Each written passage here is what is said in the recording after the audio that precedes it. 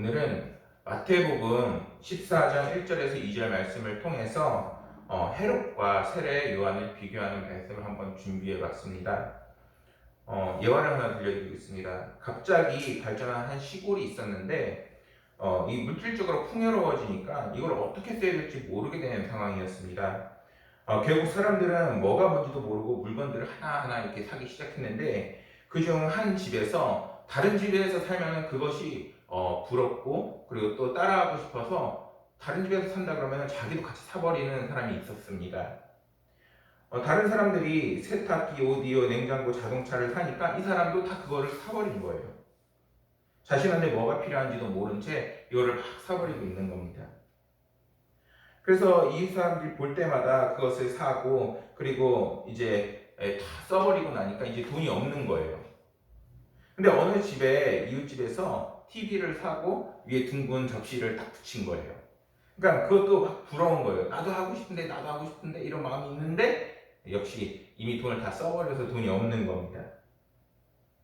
그래갖고 이 사람이 결국 어떻게 했냐면은 다른 사람들이 봤을 때에 창피하지 않으려고 안테나 접시만 사서 위에 집 천장에 붙여놨다는 이야기가 있습니다. 제가 왜 이야기를 들려드리냐면은 오늘날 사람들은 세상의 흐름과 그리고 또는 다른 누군가가 한다 그러면은 그것을 따라하는 경향이 있다는 것입니다.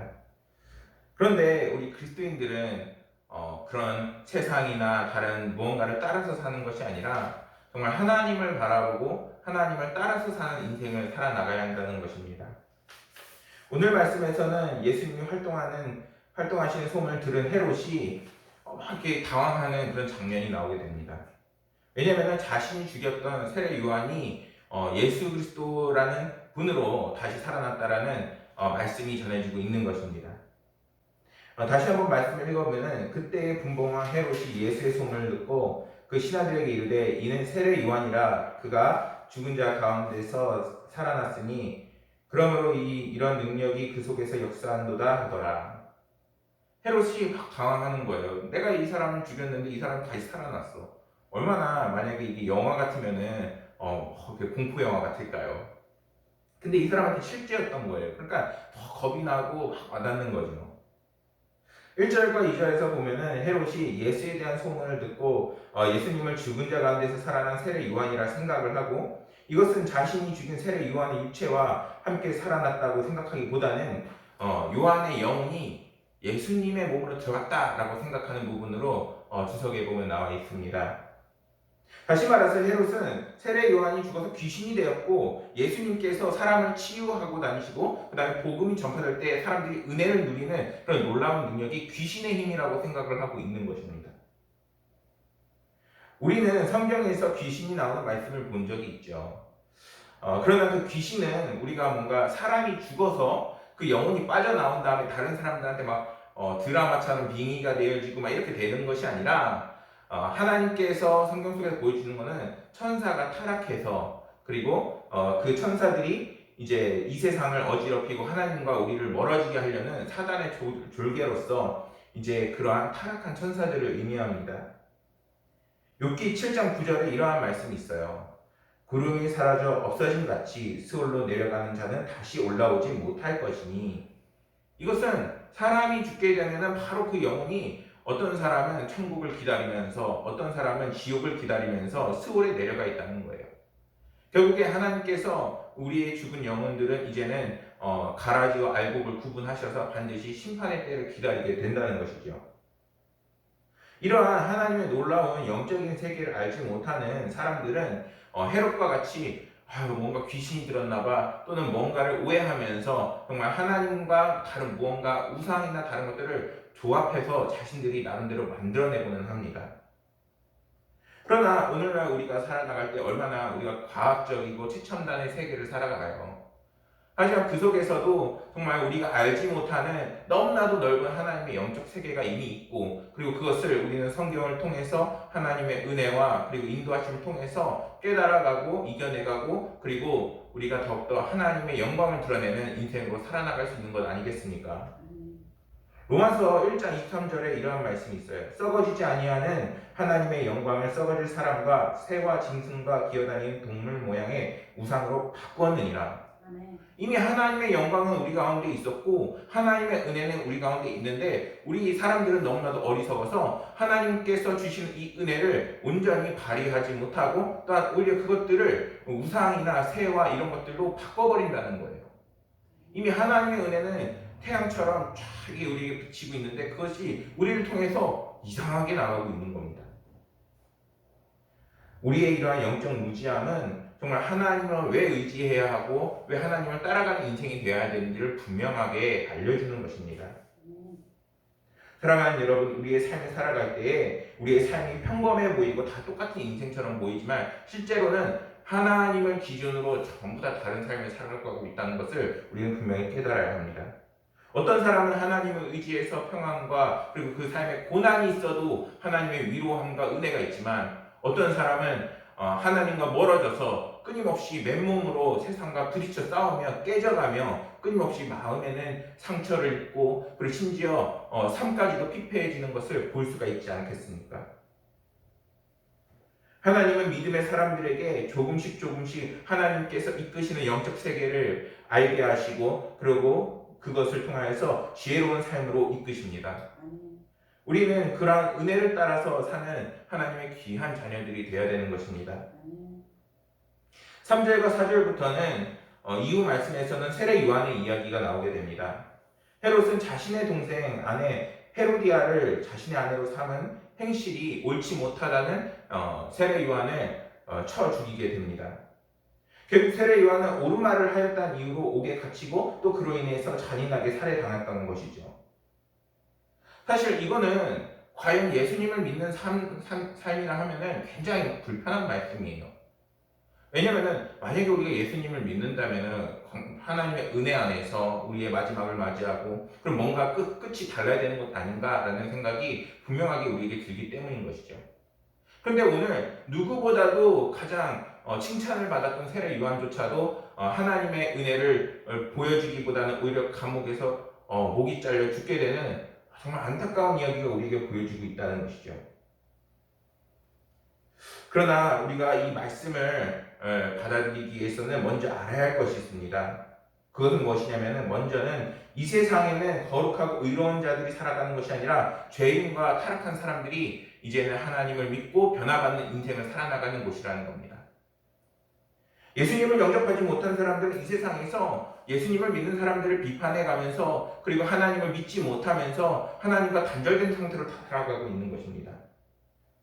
주님을 사랑하고 주님의 율법과 양심을 이야기하는 사람들을 오히려 핍박하게 되는 것이죠. 눈에 보여봐라. 도대체 그것이 어디 있느냐라고 분명히 말할 수가 있는 것이죠.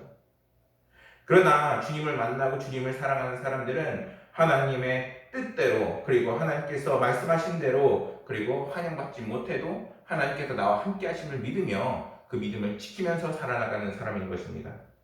요한복음 15장 19절에 이러한 말씀이 있습니다.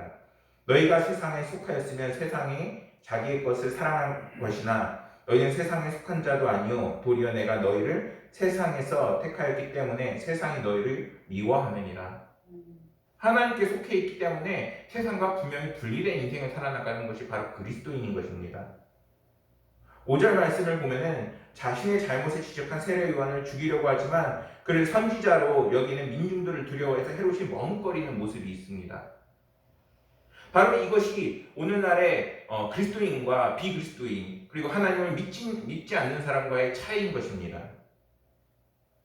세례 요한과 헤롯의 큰 차이점이 바로 여기 있는데 헤롯은 하나님을 두려워하지 않았기 때문에 하나님의 사람 세례 요한을 투옥시키고 결국 죽이는 큰 죄를 범하게 되는 것입니다.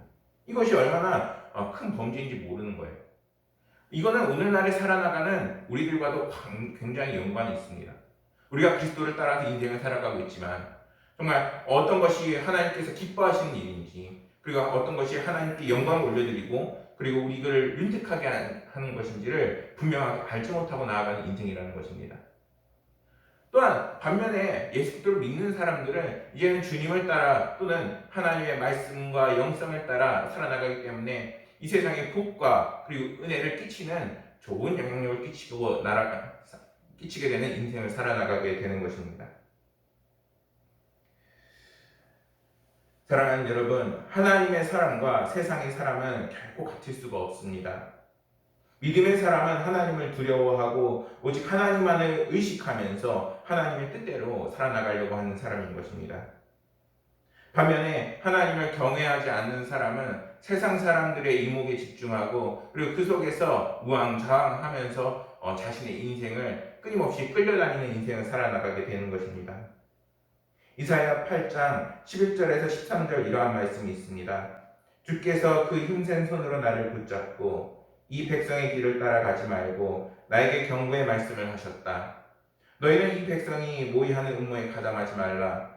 그들이 두려워하는 것을 두려워하지 말고 무서워하지도 말라. 너희는 만군의 주 그분의 거룩하다고 하여라. 그분만이 너희가 두려워할 분이시고 그분만이 너희가 무서워할 분이시이다. 우리가 인생을 살아나갈 때 세상에 휘둘려갖고 정말 오늘은 어떻게 살아나가고 또 내일은 어떻게 살아나가고 근심과 걱정에 휩싸여서 살아나가는 것이 아니라 그것을 주도하시고 이끄시는 하나님의 인도하심과 그리고 도우심으로 살아나가는 것이 바로 지금 이사야 8장 11절에서 13절 말씀에서 분명히 전해지고 있는 것입니다. 6절에서 9절까지의 말씀을 보면은 헤롯은 자신의 생일날 춤을 추면서 자신의 마음을 기쁘게 한 헤로디아의 딸에게 결국 세례 요한의 목을 주게 됩니다. 이는 헤롯이 자신의 감정을 잘 다스리지 못하고 결국 기분에 치우쳐 경솔하게 행동하는 사람이라는 것을 보여주는 것입니다. 헤롯은 자신의 동생 헤로디아를 취해서 자신의 아내로 삼은 죄 그리고 하나님의 사람을 죽인 세례 요한까지 죽이는 놀라운 엄청난 죄를 끊임없이 반복해서 지어가고 있는 것입니다. 이 대목에서 우리가 생각해 볼 수 있는 것은 만약 헤롯이 자신의 동생 아내를 취하지 않고 그리고 그때라도 돌이켜서 세례 요한의 말에 순응하고 회개를 했다면 어떻게 됐을까라는 반전의 말씀입니다. 오늘 말씀에서 세례 요한과 헤롯을 통해 분명하게 보여주고 있는 것은 하나님을 통해서 살아나가는 사람의 그 길에는 반드시 더 큰 은혜와 그리고 인도하심이 분명히 기다리고 있다는 것입니다. 마태복음 16장 6절 이러한 말씀이 있습니다. 예수께서 이르시되 삼가 바리새인과 사두개인들의 누룩을 주의하라. 이제는 우리들의 죄가 끊임없이 커져나가는 그런 인생이 아니라 이제는 하나님을 통하고 하나님을 의지해서 이제 우리의 삶이 더욱더 하나님의 은혜로서 채워나가는 인생이 되어야 한다는 것입니다. 예화를 하나 찾아보니까 이런 게 있어요. 어느 여집사님이 1년 사이에 친정아버지와 시아버지를 모두 잃는 너무 슬픈 일이 있었습니다. 이 집사님이 장례를 치르고 난 뒤에 이런 고백을 했다고 해요. 1년 사이에 두고 아버지를 떠나보냈는데 두 아버지가 그 삶이 너무나 다르다는 것입니다. 친정아버지는 예수님을 믿지 않는 분이었는데 마지막에 숨을 헐떡이고 마지막 순간까지 막 살려고 애착을 부리고 그리고 그 속에서도 어떻게든 의료시도 한 번 더 하려고 그리고 또 하나는 이제 재산을 어떻게 내가 관리하겠다라는 의지를 갖고 인생의 마지막을 맞이했다고 합니다. 근데 그리고 나서 1년 후에 이제 시아버지를 떠나보내면서 참 다른 인생을 보게 됩니다. 어떤 거냐면은 자신이 정말 아프고 힘들지만 자신의 가족들을 위로하고 그리고 그 속에서도 자신 며느리를 불러서도 늘 건강을 챙기라 얘기하고 그리고 마지막으로 가면서도 첫째도 믿음, 둘째도 믿음, 셋째도 믿음을 지키라고 분명하게 이야기하고 그 마지막을 맞이했다고 합니다. 그 마지막에 얼마나 거룩했는지 서로 웃으면서 그리고 기쁨으로 헤어지게 됐다는 그런 이야기를 들은 적이 있습니다. 사랑하는 여러분, 우리가 우리 똑같은 사람의 모습 그리고 똑같은 인생을 살아가고 있지만 그 속에서 우리가 어떠한 모습으로 살아나가야 할까요?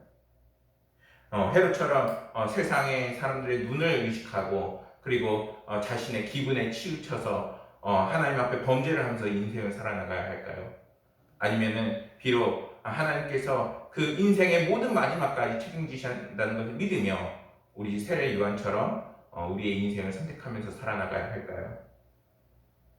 10절을 보면 헤롯은 사람들을 보내서 옥에서 세례 요한의 목을 베었습니다. 이러한 세례 요한의 죽음은 우리에게 너무나도 안타깝지요.